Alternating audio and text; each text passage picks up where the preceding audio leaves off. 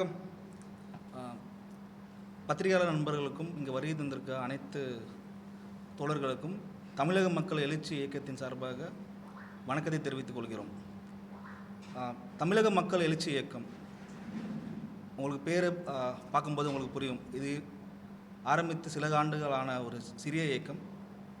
நாங்கள் 2024 இந்த இயக்கத்துக்கான முதல் கட்ட நடவடிக்கையாக ஆரம்பித்து கடந்த 2 ஆண்டுகளாக ஒரு அமைப்பாக அரசிடம் அனுமதி பெற்ற இயக்கமாக நடத்தி கிட்டத்தட்ட இன்றளவில் குறைஞ்சபட்சமாக ஒரு 120 பேர் கொண்ட இயக்கமாக 12 மாவட்டங்களில் அதுக்கான பொறுப்பாளர்களை போட்டு அவங்க என்னென்ன பண்ணுறாங்கன்னா என்ன சொல்ல வரோன்னா எங்கள் இயக்கத்தோட 2 ஆண்டு கால நடவடிக்கை சொல்லியிருந்தோம். 2021 நான் காலேஜ் முடிச்சுட்டு அரசியல் தமிழ்நாடு அரசியலுக்குள்ளே வரேன். சேப்பாக்கம் தொகுதியோட நாம் தமிழரோட மாவட்ட தலைவராக இருந்து பயணிக்கிறோம். 2 ஆண்டுகள் சிறப்பாக பயணிக்கிறோம். தொகுதியை நல்லா மேம்படுத்துகிறோம் கட்சி சார்பாக. இருந்தபோதும் சில முரண் காரணமாக என்ன தெரிய வருது என்னடா, நிறைய பேர் கட்சி பேரை வச்சு ஃபண்ட் கலெக்ட் பண்ணி அதை மிஸ்யூஸ் பண்ணுறது, இது மேலெடுத்து கொண்டு செல்லும்போது எங்களுக்கு சரியான ரெஸ்பான்ஸ் இல்லை. அதனால் இந்த இயக்கத்தை நாங்கள் வெளிநடப்பு செஞ்சு கட்சியிலேருந்து வெளிநடப்பு செஞ்சு நமக்கான ஒரு இயக்கமாக ஆரம்பிக்கிறோம். இப்போ இந்த தினத்தில் பார்த்திங்கன்னா எங்கள் இயக்கத்தில் எல்லாருமே ஒரு வேலை செஞ்சுக்கிட்டு முடிந்த வரை சனி ஞாயிறு மற்றும் ஈவினிங்கில் என்னென்ன பண்ண முடியுமோ மக்களுக்கான தொண்டில் கண்டிப்பாக இருக்கணும். இயக்கத்தோட 5 முக்கிய கொள்கைக்காக நாங்கள் என்ன சொல்ல வரோம்னா, சமூக நீதி, அரசியல் விழிப்புணர்வு, கல்வி, பொருளாதாரம், பண்பாடு.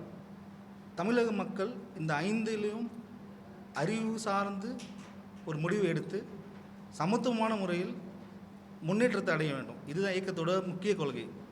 கல்வியில் நம்ம ஸ்டேட் பார்த்திங்கன்னா கண்டிப்பாக உயர்ந்திருக்கிறது. மற்ற மாநிலங்கள் கம்பேர் பண்ணும்போது கண்டிப்பாக நம்ம மாநிலம் உயர்வு பெற்றுள்ளது. இருந்தும் எட்டக்கூடிய இலக்கு இவ்வளோதான். எட்டாட இலக்கு இதை நோக்கி தான் நம்ம எல்லோரும் பயணிக்க வேண்டும். அதுக்கான பொருட்டு தான் இயக்கம் ஆரம்பிச்சது. பொருளாதார எப்படி பார்த்தோன்னா நம்ம ஸ்டேட் இன்றைக்கி இந்தியாவை பொறுத்தவரை கம்பேர் பண்ணும்போது ஜிடிபி ஸ்டேட் வைஸ் என்றால் பார்த்தோம்னா தான் கிட்டத்தட்ட நம்ம மற்ற எல்லா மாநிலங்களத்தோட முன்னேறி தான் உள்ளோம். இது நம்ம முந்தைய ஆட்சியாளர்களிலோ இல்லை வரப்போகிற ஆட்சியாளர்களோ எந்த குறையும் சொல்லலை. பட் அஸ் அ ஹோல் நம்ம அடுத்த கட்ட நடவடிக்கையாக இந்த ஸ்டேட் எதை நோக்கி பயணிக்க போகிறது, அதுக்கான வரைவு இளைஞர் கையில் உள்ளது. இதை நோக்கியே இந்த இயக்கத்தை நாங்கள் நடத்துவோம்.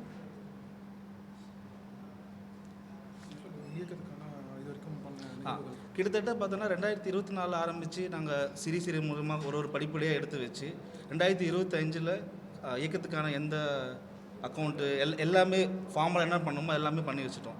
இப்போ அடுத்த ஆண்டு காலத்தில் கிட்டத்தட்ட 1 வருஷத்தை என்ன நிகழ்வு பண்ணோம் செயலாளர் அவர்கள் உங்களுக்கு தெளிவாக சொல்லுவார். வணக்கம். நரேஷ்குமார் ஆகிய நான் தமிழக மக்கள் எழுச்சி இயக்கத்தோட செயலாளராக, மாநில செயலாளராக இப்போ இங்கே ஒரு ஓராண்டு காலமாக பயணிச்சுட்டு வந்துட்டுருக்கேன். இந்த ஓராண்டு காலம் என்ன பண்ணியிருக்கோன்னு பார்த்தீங்கன்னா, விளையாட்டுத்துறையில் பங்கு பெறும் மாநில அளவு ஆன ஒரு சிலம்பு போட்டியில் பங்கு பெற்ற குழந்தைங்களுக்கு நம்ம நேரடியாக போயிட்டு வாழ்த்து தெரிவித்து ஊக்குவிச்சிருக்கோம். அதே மாதிரி பார்த்திங்கன்னா திருவள்ளுவர் தினத்தை, ஏன்னா நமக்கு 2 பேர் தான் கொள்கை தலைவராக எடுத்திருக்கோம். ஒன்று நம்மாழ்வார், இன்னொருத்தர் பார்த்திங்கன்னா திருவள்ளுவர். நம்மாழ்வார் எதுக்குன்னு பார்த்தீங்கன்னா இயற்கை விஞ்ஞானி, உங்கள் எல்லாருக்குமே தெரிஞ்சிருக்கும் ஊடகங்களுக்கு. நல்ல உணவு சாப்பிட்டா தான் நல்ல அறிவு வளரும்ன்ற ஒரு ஒரு கோட்பாடு எங்களுக்குள்ளே இருக்குது. ஸோ நல்ல உணவு எங்கே இப்போ இருக்குதுன்னு பார்த்தீங்கன்னா இல்லை, எல்லாமே நஞ்சு கலந்த உணவாக இருக்குது. இந்த நல்ல உணவு எப்படி எடுத்துக்கணுன்றதை எங்களோட தந்தை நம்மாழ்வார் எங்களுக்கு அதை நல்லா பரிச்சயமாக எங்களுக்கு சொல்லி கொடுத்துருக்காரு. அவர் எங்களோட கொள்கை தலைவராக எடுத்திருக்கோம். அப்புறம் திருவள்ளுவர் எடுத்திருக்கோம் தமிழ் சார்ந்து. இப்போ நம்மாழ்வாருக்காக பார்த்திங்கன்னா நாங்கள் நிறைய நிகழ்வுகள்லாம் பங்கு பெறுறோம். அப்புறம் பனைக்கனவு திருவிழா நடந்துச்சு, அதுக்கும் பார்த்திங்கன்னா தமிழ் சார்ந்து நம்மளோட கலாச்சாரம் சார்ந்த ஒரு விழாக்கள் எல்லாம் நம்ம பங்கு பெற்று அதுக்கான முன்னுரிமை கொடுக்குறோம். அங்கே போய் அவங்களுக்கு தேவையான தேவைகளை செஞ்சு கொடுக்குறோம். இது அரசும் அவங்களோட கவனத்திற்கு கொண்டு அவங்களும் இதுக்கான நடவடிக்கைகள்லாம் எடுக்கணுன்றது எங்களோட சிறிய வலியுறுத்தலாக இருக்கிறது. அது மட்டும் இல்லாமல் சிறு பிரச்சனைகள்லாம் மாவட்ட ரீதியான பிரச்சனைகள், தென்சென்னை மாவட்ட ரீதியான மின்சார பிரச்சனைகள்லாம் நம்ம கையில் எடுத்திருக்கோம். அங்கே போயிட்டு மக்களோடு நின்று அங்கே இருக்கிற பிரச்சனையும் நம்ம தேவையான பிரச்சனைகள்லாம் சார்ட் அவுட் பண்ணிட்டு வந்திருக்கோம்.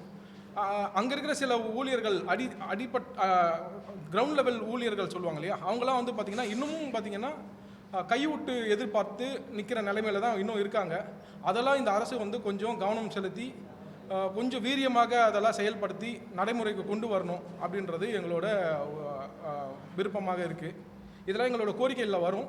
நான் இதில் இந்த பிரச்சனையெல்லாம் ஃபேஸ் பண்ணன்றதுனால இதை நான் சொல்ல வரேன். இதோட கண்டினியூவாக நிறைய மருத்துவ முகாம்கள் நம்ம கண்டக்ட் பண்ணியிருக்கோம். அங்கே பல்வேறு முகாம்கள் பல் மருத்துவர், ஃபிசியோதெரபிஸ்ட்டு, அப்புறம் குழந்தைகள் நல மருத்துவர், இந்த மாதிரி எல்லாரையும் ஒருங்கிணைச்சு அங்கே நம்ம வந்து கேம்ப் மாதிரி கண்டக்ட் பண்ணி மக்கள் அங்கெல்லாம் கொண்டு வந்து அவங்களுக்கு இலவச முகாம்கள் கொடுத்துட்ருக்கோம். இந்த மாதிரி நிறைய இயக்கங்களும் அமைப்புகளும் பண்ணிட்டு தான் இருக்காங்க.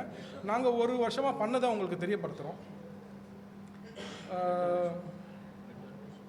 பிளட் டொனேஷனும் நம்ம பண்ணியிருக்கோம். நம்ம இயக்கம் சார்ந்து விழிப்புணர்வு கொடுத்துருக்கோம். அடுத்தது கோரிக்கைகள் பற்றி சொல்லிடலாமா? மற்றும் ஒரு முக்கிய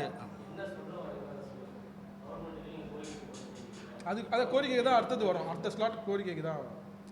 என்ன பண்ணியிருக்குன்னு சொல்லிட்டோம். இப்போ என்ன தேவை இருக்குது, எங்களுக்கு நீடு இருக்குன்றது எங்களை பற்றி அறிமுகம் முதல்ல கோரிக்கை சொல்லிடுவோம். வாழ்த்து சொல்லிட்டு வாழ்த்துக்கள் சொல்லிட்டு தற்போது உள்ள அரசியல் நடைமுறை உங்களுக்கு தெரியும். 60 ஆண்டுகளுக்கு பிறகு புது ஒரு முயற்சி திரு முதல்வர் ஜோசப் விஜய் அவர்களின் தலைமையில் ஒரு அமைச்சரவை அமைக்கப்பட்டுள்ளது. என்றும் இல்லாத வரையில் இளைஞர்களின் பங்கும், பட்டியலின பங்கும், பிராமண பங்கும், எல்லா மக்கள் சார்ந்து ஒரு அமைக்கப்பட்ட அமைச்சரவையில் நாங்கள் மகிழ்ந்து வரவேற்கிறோம். இது மாதிரி ஒரு அமைச்சரவை நாங்கள் பார்த்ததே இல்லை. We also try to tell him that a hearty congratulations to him. வாழ்த்துக்கள். மக்கள் எப்போவுமே வந்து சில பேர் ரொம்ப அதிகமாக நம்புவார்கள். நம்பிக்கையை வந்து எல்லாருமே பண்ணிட்டு தான் இருக்காங்க. ஆனால் மக்கள் திரு விஜய் அவர்கள் மீது வைத்துள்ள நம்பிக்கை அபாரமானது. அதை கண்டிப்பாக அவர் கட்டி காப்பாற்றுவார் நாங்கள் நம்புகிறோம். வாழ்த்துக்கள். கோரிக்கைகள் பார்த்திங்கன்னா சில கோரிக்கைகள்லாம் நாங்கள் 2 பேர் பேச சொல்லியிருந்தீங்களே, அதை மாற்றி கோரிக்கைகள் பார்த்திங்கன்னா நம்மாழ்வார் அவரோட சிலை வந்து போன அரசாங்கம் இருக்கும்போதும் நாங்கள் அதை முயற்சி பண்ணோம். அதுக்கான எங்களுக்கு எந்த வித இதுவும் ஆன்சரும் அந்த சைட்லேருந்து வரல. அதுக்கான கோரிக்கைகள்லாம் வச்சோம். இப்போது இந்த அரசாங்கம் இப்போ புதிதாக வந்த மாண்புமிகு திரு ஜோசப் விஜய் வந்திருக்காங்க. அவங்கக்கிட்டேயும் இந்த கோரிக்கையை வைக்க போகிறோம். இந்த நிகழ்வுக்கு அப்புறம் என்ன கோரிக்கைன்னு பார்த்தீங்கன்னா, நம்மாழ்வாருக்கான சிலை வந்து கிண்டி பூங்காவில் அமைக்கணுன்றது எங்களோட கோரிக்கையாக இருக்குது. காரணம் என்னென்னு பார்த்தீங்கன்னா, சின்ன குழந்தைங்க வாழ்நாளில் ஒரு முறையாவது கிண்டி பூங்காவுக்கு போக வேண்டிய சூழல் இருக்கும். நம்ம எல்லாருமே போயிருப்போம். அங்கே போகும்போது இந்த நம்மாழ்வார் சிலையை பார்க்கும்போது ஆரோக்கியமான உணவை எப்படி எடுத்துக்கணும், அவர் யார் என்னன்ற கேட்டு அறிஞ்சு தெரிஞ்சுப்பாங்க. இது ரொம்ப முக்கியமான விஷயமாக நாங்கள் பார்க்குறோம். காரணம் என்னென்னா, வளர வளர ஒரு துறையில் சார்ந்து போகிறாங்க. மருத்துவத்துறையில் போகிறாங்க, காவல்துறையில் போகிறாங்க, வேறு அதிகாரி துறையிலெல்லாம் பயணிக்கிறாங்க. குழந்தைங்கள் அவங்கவுங்க வாழ்க்கையை அமைச்சிக்கிறாங்க. விவசாயம் சார்ந்தும் கொஞ்சம் இம்பார்ட்டன்ஸ் கொடுக்கணுன்றதுக்காக தான் இந்த சிலையை நிறுவனம்ன்ட்டு எங்களோட கோரிக்கையாக ஒன்று வைக்கிறோம். அது மட்டும் 2வது கோரிக்கை என்னென்னு பார்த்தீங்கன்னா, நம்மால் ஒரு நினைவு நாள் அன்றைக்கி பார்த்தீங்கன்னா பாரம்பரிய உணவு திருவிழா அரசு சார்பில் எடுத்து நடத்தணுன்றது எங்களோட கோரிக்கையாக இருக்குது. ஏன்னா இது உணவு திருவிழா பண்ணுறாங்க, பாரம்பரிய உணவு திருவிழா அரசே எடுத்து நடத்தணும், அதுவும் நம்மாழ்வார் பேரில் நடத்தணுன்றது எங்களோட 2வது கோரிக்கையாக நாங்கள் வைக்கிறோம். 3வது கோரிக்கைன்னு பார்த்தீங்கன்னா, முதல்வர் விஜய் அவர்கள் வந்த உடனே அவர் சொன்னது 3 விஷயம் சொன்னாங்க. ஒன்று வந்து பார்த்திங்கன்னா பெண்கள் பாதுகாப்பு, குழந்தைகள் பாதுகாப்பு, மக்களுக்கு மலிவான ஒரு இலவசம் இல்லாத ஒரு மலிவான ஒரு விலைவாசியை குறைச்சி ஒரு விஷயம் பண்ணித்தரேன்னு சொல்லியிருந்தாங்க. அதில் வந்து பார்த்திங்கன்னா எங்களுக்கு இப்போ நேற்று கூட பார்த்திங்கன்னா கோவையில் ஒரு குழந்தைய பாலியல் வன்கொடுமை பண்ணி 10 வயது குழந்தைய பாலியல் வன்புணர்வு பண்ணி கொலை செஞ்சுருக்காங்க. இதை தமிழக மக்கள் எழுச்சி மிக மிக வன்மையாக கண்டிக்கிறோம். இது முதல்வர் கவனத்துக்கு இது நிச்சயமாக போயிருக்கும். இந்த பத்திரிகை சந்திப்பு வாயிலாக நான் திரும்பவும் இதை பதிவு பண்ணுறேன்.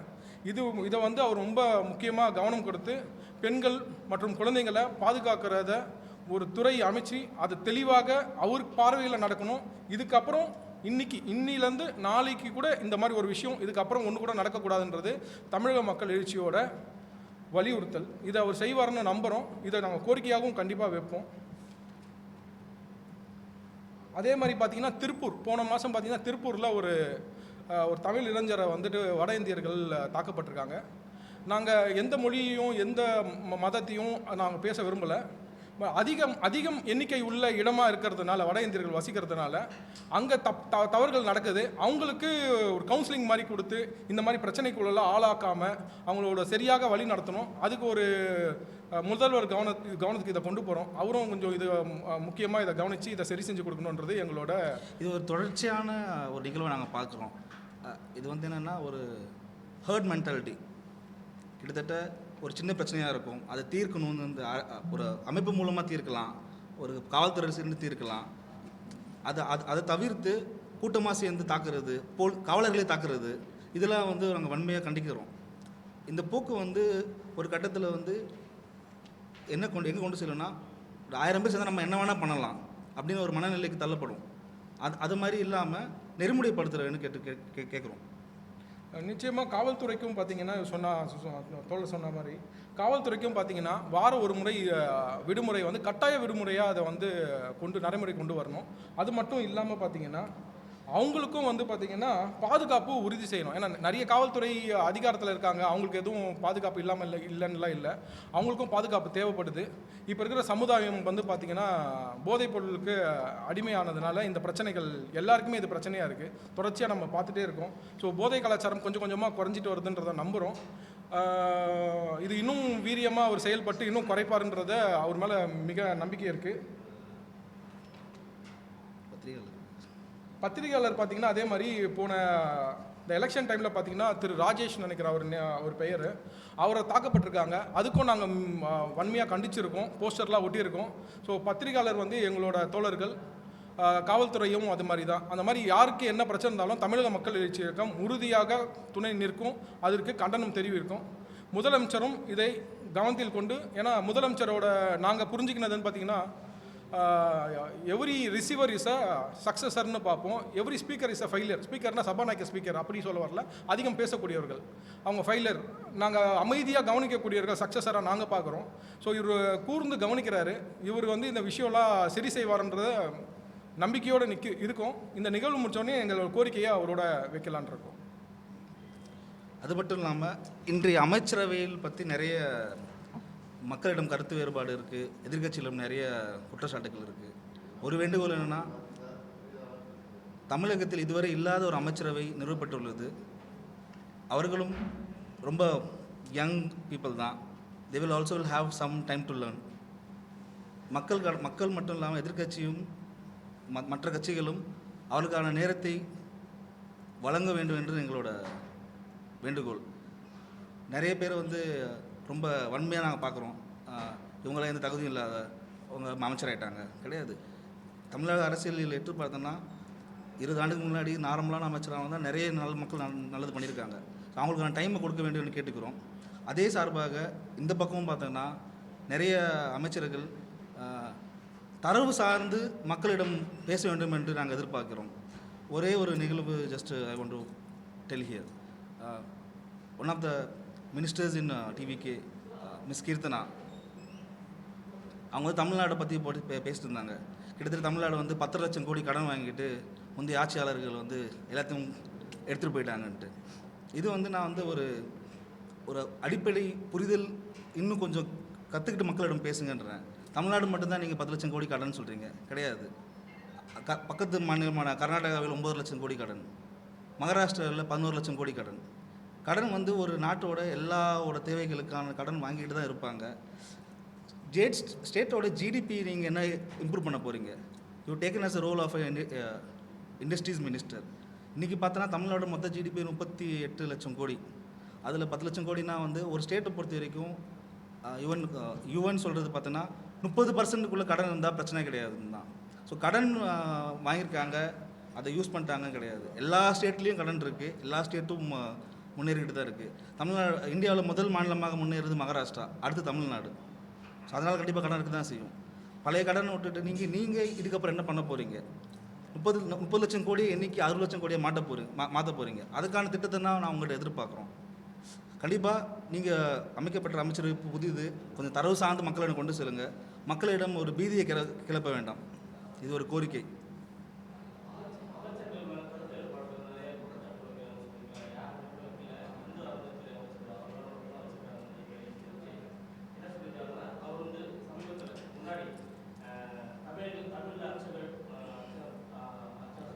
ஆமாம்.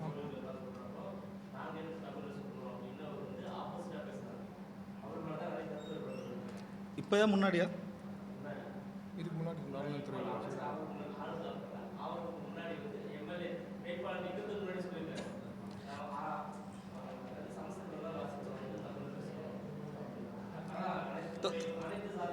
அர்ச்சர் ஆகலாமா?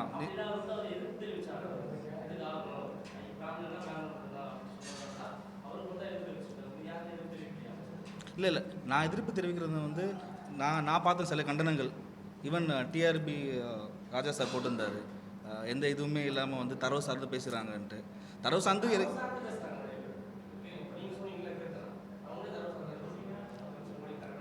அதுதான் அதான் சொல்ல நாங்கள் தரவு சார்ந்து பேசுகிறாங்க தவிர, பட் ஆனால் அதனால கரெக்டான ஒரு போக்கு வந்து இப்போ வந்து ஒரு சாமானிய மக்கள் போக்கும்போது நம்ம இவ்வளோ கடன் வாங்கிட்டோமான்னு அது ஒரு முந்தைய கவர்மெண்ட் பதில் சொல்ல வேணாம். நான் வந்து ஒரு I done major from MBA from IIM. எங்கள் எக்கனாமிக்ஸ் பற்றி தெரியும். ஒரு எல்லா ஸ்டேட்டுமே கடன் இருக்கும். இப்போ நம்ம ஒரு 10 லட்சம் சம்பாதிக்கிறோம்னா கண்டிப்பாக நம்ம மேலே ஒரு 20 லட்சம் கடன் இருக்கும். கடன் இல்லாமல் வந்து வளர்ச்சி வரவே வராது. அது வந்து சாமானிய மக்களுக்கு தெரியப்படுத்தணும். ஒரு ஸ்டேட்டோட கடன் வந்து 30% இருக்க வரைக்கும் பிரச்சனை கிடையாது. இன்றைக்கி வந்து 30% தான் இருக்குது. அதுக்கான வளர்ச்சியும் இருக்குது. Economy Tamil Nadu double digit grow ஆகிருக்கு. இது வந்து நான் முந்தைய கவர்மெண்ட்டை சாதனையாக சொல்லலை. Economy will grow. ஏன்னா மக்கள் தான் அதை க்ரோ பண்ணுறது. வழிநெறிப்படுத்த வேண்டியது தான் கவர்மெண்ட்டோட கடமை. அது வந்து இப்போ அமைக்கப்பட்ட அமைச்சரவை புதிது. அவங்களுக்கான ஒரு சில டாக்கை வந்து பேசும்போது என்ன சொல்கிறேன்னா, மக்களிடம் ஏன்னா மக்கள் ரொம்ப எதிர்பார்க்குறாங்க. இந்த கவர்மெண்ட் அமைச்சரவையும் இந்த கவர்மெண்ட் மேலே இருக்க எதிர்பார்ப்பு எந்த கவர்மெண்ட் மேலேயும் கிடையாது. இதுவரை இல்லாத எதிர்பார்ப்பு இந்த கவர்மெண்ட் மேலே இருக்குது. ஆமாம், அந்த ஒருத்தர் நம்பி யாரும் உங்களுக்கும் தெரியும், எனக்கும் தெரியும். திரு ஜோசப் விஜய் சாரை நம்பி தான் இந்த கவர்மெண்ட்டே அமைக்கப்பட்டிருக்கு. நிறைய பேர் ஓட்டு போட்டிருக்கோம். மக்களும் கருத்து வேறுபாடு இருந்தாலும் இன்றைக்கி வந்து அமைச்சர் அமைக்கப்பட்டிருக்கு. உள்ளூரை வந்து எல்லாருக்கும் ஒரு சந்தோஷம் இருக்குது. என்னென்னா ஒரு எப்பவுமே பார்த்த ஒரே முகமும் இல்லை, ரொம்ப புதுமையான அமைச்சர்கள் இருக்காங்க. அவங்களுக்கு வாய்ப்பை கொடுக்கணும்னு நான் கேட்டுக்கிறோம். அதே மாதிரி இந்த பக்கம் இருக்க அமைச்சருக்கும் கொஞ்சம் பொறுப்பாக இருங்கன்னு சொல்கிறோம். என்னென்னு பேசுறதுக்கு முன்னாடி மக்களோட ஒரு பதட்டத்தை கொண்டு போக வேண்டாம். நீங்கள் அந்த தோழர் நீங்கள் சொன்னீங்களே, அது என்னால் புரிஞ்சிக்க முடியுது. ஏன்னா வந்து ஒரு 2 வருஷம் முன்னாடி என்ன வேணால் பேசிட்டு இப்போ வந்து நான் அமைச்சர் ஆகிக்கிறேன். பட் ஆனால் நான் என்ன நினைக்கிறேன்னா, அவருடைய ஏஜ் பார்த்தீங்கன்னா ஒரு 30 வயசு, ஒரு ரொம்ப யங் அமைச்சர். 28 வயசில் நான் என்ன பண்ணியிருப்பேன்னு கேட்டால் எனக்கே தெரியாது. ஒரு 5 வருஷம் அப்புறம் தான் நம்மளுக்கு புரிதல் வரும். மேபி இன்றைக்கி அவருக்கு புரிதல் இருக்கலாம். இதுக்கப்புறம் அவர் கண்டிப்பாக நாங்கள் விட்டு நோக்குவோம். அவர் ஏதாவது சொல்கிறாருன்னா அது ரொம்ப கருத்து வேறுபாடு இருந்ததுன்னா கண்டிப்பாக எதிர்ப்போம், கண்டிப்பாக கண்டனம் தெரிவிப்போம். அதெல்லாம் இதுவரை வந்து அவர் ஒரு தனிநபராக பேசும்போது வேறு, இன்றைக்கி எம்எல்ஏவாக இருக்கார், ஒரு அமைச்சராக இருக்கார். இப்போ பேசும்போது தான் நம்ம அதை கண்டிப்பாக எடுத்துக்க வேண்டியது.